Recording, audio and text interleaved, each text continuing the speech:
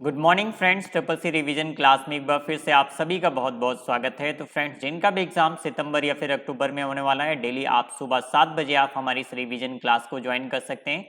और इसके साथ साथ शाम को 8 बजे हमारी ट्रिपल सी प्रैक्टिस क्लास चलती है, जो कि डायरेक्ट लाइव होते हैं। आप उस क्लास को भी ज्वाइन करते रहिए। ट्रिपल सी एग्जाम स्टार्ट होने में सिर्फ एक दिन का समय बचा है। सितंबर में होने वाला ट्रिपल सी एग्जाम 5 सितंबर से स्टार्ट हो रहा है। तो जिनका भी शुरुआती दिनों में एग्जाम है, प्लीज आप ज्यादा से ज्यादा प्रैक्टिस कीजिए।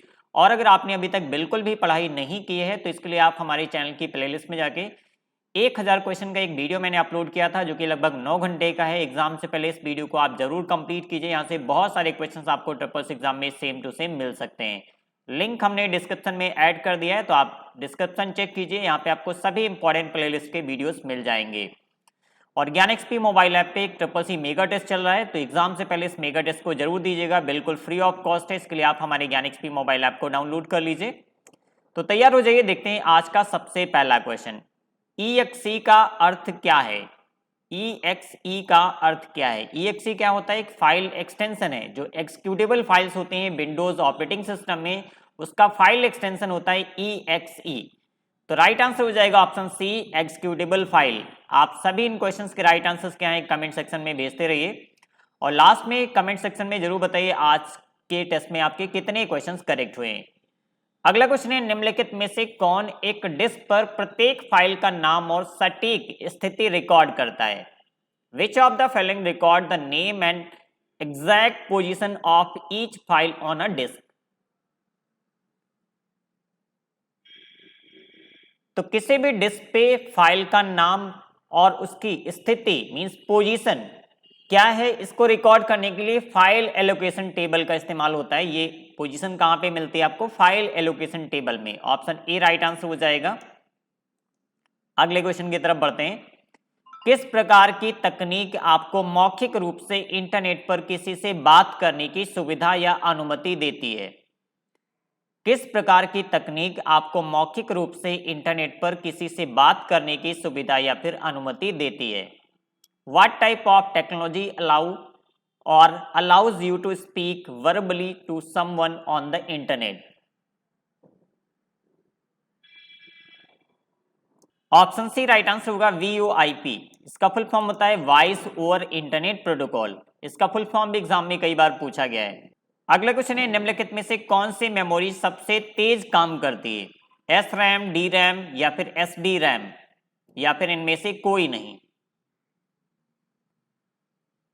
तो राइट आंसर हो जाएगा ऑप्शन ए, SRAM। और इसका फुल फॉर्म होता है स्टैटिक रैम। और इसका इस्तेमाल किया जाता है कैश मेमोरी बनाने के लिए। कई बार एग्जाम में ये भी पूछा गया है, कैश मेमोरी किससे बनी होती है? तो SRAM से बनी होती है। SRAM का फुल फॉर्म क्या है? Static RAM. और DRAM का फुल फॉर्म होता है डायनेमिक रैम। तो इनके फुल फॉर्म भी कई बार एग्जाम में पूछे जाते हैं। ऑप्शन ए इस क्वेश्चन का राइट आंसर होगा। नेक्स्ट क्वेश्चन है, कंट्रोल प्लस स्कैप से क्या ओपन होता है? कंट्रोल प्लस स्कैप शॉर्टकट की से क्या ओपन होता है? यहां से दो क्वेश्चन बनते हैं। इस क्वेश्चन का राइट आंसर होगा ऑप्शन सी, स्टार्ट मेन्यू। एक और क्वेश्चन ट्रिपल सी एग्जाम में पूछा जाता है, विंडोज ऑपरेटिंग सिस्टम में स्टार्ट मेन्यू ओपन करने की शॉर्टकट की क्या है? तो आपको याद रखना है कंट्रोल प्लस स्कैप। अगला क्वेश्चन है, लिब्रे ऑफिस में फॉन्ट को बढ़ाने की शॉर्टकट कुंजी क्या है? लिब्रे ऑफिस राइटर भी यहां पे लिखा जा सकता है। लिब्रे ऑफिस राइटर में फॉन्ट साइज को बढ़ाने की शॉर्टकट कुंजी क्या है? तो लिब्रे ऑफिस में अगर आप फॉन्ट साइज इंक्रीज करना चाहते हैं, तो उसके लिए हम यूज करते हैं control plus close square bracket. और अगर यहां पे लिखा होता है control plus open square bracket, तो इसका इस्तेमाल किया जाता है फॉन्ट साइज को कम करने के लिए। तो दोनों शॉर्टकट कीज आप याद रखिए, एग्जाम में पूछे जाते हैं। CUI का पूर्ण रूप क्या है? ऑपरेटिंग सिस्टम में दो तरह के यूजर इंटरफेस होते हैं। एक होता है GUI, जिसको बोलते हैं ग्राफिकल यूजर इंटरफेस, और दूसरा होता है CUI, जिसको बोलते हैं कैरेक्टर यूजर इंटरफेस या फिर कमांड यूजर इंटरफेस। CUI के दो अलग अलग फुल फॉर्म होते हैं। कई लोग इसको CUI means character user interface कहते हैं, और कई बार आपको बुक्स में लिखा हुआ मिलेगा कमांड यूजर इंटरफेस। मींस इस क्वेश्चन का राइट आंसर क्या हो जाएगा? Option C, A and B both. Option C इस क्वेश्चन का राइट आंसर हो जाएगा। अगला क्वेश्चन है, निम्न में कौन सिंगल यूजर ऑपरेटिंग सिस्टम है? निम्नलिखित में कौन सिंगल यूजर ऑपरेटिंग सिस्टम है? यूनिक्स, लाइनेक्स, MS DOS या फिर इनमें से कोई नहीं? सिंगल यूजर का मतलब होता है एक समय पर एक यूजर के द्वारा उस सिस्टम का उपयोग किया जा सकता है या फिर इस्तेमाल किया जा सकता है। ऑप्शन सी राइट आंसर हो जाएगा MS डॉस। और डॉस का फुल फॉर्म होता है डिस्क ऑपरेटिंग सिस्टम। इसका फुल फॉर्म भी कई बार एग्जाम में आ चुका है। नेक्स्ट क्वेश्चन है, अपने कंप्यूटर को हैकर से बचाने के लिए आपको क्या प्रयोग करना पड़ेगा? What do you have to use to protect your computer from hackers? आप इनमें से किसका इस्तेमाल करेंगे अपने कंप्यूटर को हैकर से बचाने के लिए? राइट आंसर है ऑप्शन सी, फायरवॉल का इस्तेमाल करते हैं हैकर से अपने सिस्टम को बचाने के लिए। पेन ड्राइव का फाइल सिस्टम होता है। जो हमारी हार्ड डिस्क होती है या फिर पेन ड्राइव होती है, उसका एक फाइल सिस्टम होता है। जब हम उसको फॉर्मेट करते हैं तो एक पर्टिकुलर फाइल सिस्टम को सेलेक्ट करके उसे फॉर्मेट करते हैं, NTFS, FAT32 या फिर EXT। तो विंडोज ऑपरेटिंग सिस्टम में दो तरह के फाइल सिस्टम काम करते हैं, एक होता है NTFS और दूसरा होता है FAT32। हालांकि विंडोज 10 में या फिर विंडोज 8 या फिर 8.1 में जो डिफॉल्ट फाइल सिस्टम होता है विंडोज ऑपरेटिंग सिस्टम का, वो होता है NTFS, new technology file system. और EXT इस्तेमाल होता है लाइनक्स ऑपरेटिंग सिस्टम में, जो फाइल का फॉर्मेट होता है वो होता है EXT। तो याद रखिए पेन ड्राइव को इन तीनों में फॉर्मेट किया जा सकता है। तो ऑप्शन डी राइट आंसर हो जाएगा, उपरोक्त सभी या फिर all of the above. Next question है, इंटरनेट पर पॉपअप से क्या तात्पर्य है? पॉपअप क्या होता है? कई बार जब आप अलग अलग वेबसाइट पे विजिट करते हैं तो आपने देखा होगा एक छोटा सा विंडो ओपन होकर आता है ऑटोमेटिक। तो ये क्या होता है? विज्ञापन के लिए या एडवर्टाइजमेंट के लिए इसका इस्तेमाल किया जाता है। कई बार उस वेबसाइट से रिलेटेड वहां पे इंफॉर्मेशन दी जाती हैं, कुछ मैसेज होता है, कुछ न्यूज होता है, कुछ अपडेट्स होते हैं, या फिर कई बार वहां पे कुछ अलग अलग कंपनीज के एडवर्टाइजिंग से रिलेटेड डिटेल्स भी उस पॉपअप विंडो के अंदर दी रहती है। तो इसका इस्तेमाल किया जाता है ऑनलाइन विज्ञापन मीन्स ऑनलाइन एडवर्टाइजमेंट के लिए इसका इस्तेमाल होता है। तो ऑप्शन डी राइट आंसर हो जाएगा। नेक्स्ट क्वेश्चन देखते हैं, किसके द्वारा कंप्यूटर में समय और दिनांक सुरक्षित रहते हैं? तो इस क्वेश्चन के बारे में कल की क्लास में मैंने काफी डिटेल में बताया था। जो ऑनलाइन क्लास होती है शाम को 8 बजे, तो जो लोग आज पहली बार जुड़ रहे हैं उन सभी की जानकारी के लिए बता दूं, आप डेली सुबह 7 बजे और शाम 8 बजे आप हमारी CCC revision class, practice class को ज्वाइन कर सकते हैं। जिनका भी एग्जाम सितंबर या फिर अक्टूबर में है, प्लीज आप सभी प्रीवियस ऑनलाइन टेस्ट के वीडियो जरूर देखिए, काफी इंपॉर्टेंट क्वेश्चन आपको देखने को मिलेंगे। तो राइट आंसर है ऑप्शन ए, CMOS का इस्तेमाल किया जाता है। CMOS एक बैटरी होती है जो हमारे सिस्टम में डेट और टाइम को सेव करके रखती है। इसके साथ साथ जो हमारे सिस्टम की कुछ डिफॉल्ट सेटिंग्स होती हैं उनको भी CMOS बैटरी सेव करके रखती है। तो ऑप्शन ए राइट आंसर होगा। नेक्स्ट क्वेश्चन है, कौन सा भाषा अनुवादक means language translator source code को मशीन भाषा में बदलता है? कंपाइलर, इंटरप्रेटर, वर्चुअल मशीन या फिर ए तथा बी दोनों?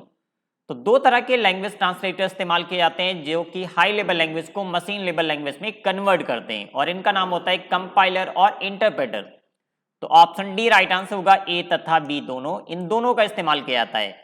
कंपाइलर एक ऐसा लैंग्वेज ट्रांसलेटर होता है जो पूरे प्रोग्राम को एक बार में रीड करता है, उसे मशीन कोड में कन्वर्ट करता है, जबकि इंटरप्रेटर क्या करता है, ये लाइन बाय लाइन कोड को रीड करता है, उसे मशीन कोड में कन्वर्ट करता है। दोनों का काम सेम होता है, हाई लेवल लैंग्वेज को मशीन कोड में कन्वर्ट करना, बट इनका काम करने का तरीका अलग अलग होता है। ऑप्शन डी ए तथा बी दोनों राइट आंसर होगा। कैल्क में कॉलम को किसके द्वारा फिक्स किया जा सकता है? कैल्क में कॉलम को किसके द्वारा फिक्स किया जाता है? कैल्क में फर्स्ट रो और फर्स्ट कॉलम को कई बार हमें फ्रीज करने की जरूरत पड़ती है, तो इसके लिए फ्रीज ऑप्शन का इस्तेमाल करते हैं। ऑप्शन ए राइट आंसर हो जाएगा, फ्रीज कॉलम, क्योंकि यहां पे पूछा गया कॉलम, तो फ्रीज कॉलम का आप इस्तेमाल कर सकते हैं। नेक्स्ट क्वेश्चन है, आरटीजीएस यूटीआर में कितनी संख्याएं होती हैं?